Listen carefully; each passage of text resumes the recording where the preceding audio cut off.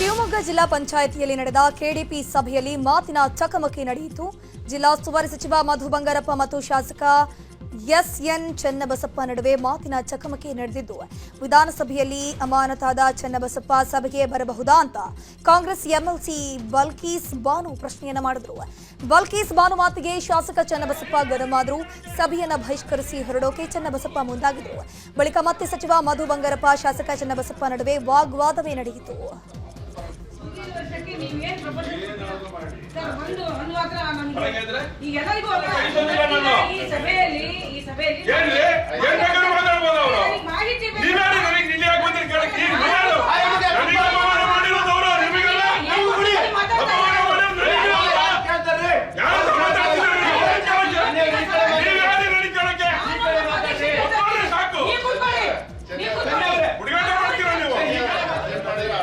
ಎಲ್ಲರೂ ಆಚೆ ಹೋಗ್ತಾರೆ, ವಾಪಸ್ ಬರೋಣ ಸಿಕ್ಕಿದ್ರೆ ಕಷ್ಟ. ಹಾಗೆ ಕಂಟಿನ್ಯೂ ಮಾಡೋಣ. ಚೆನ್ನಿ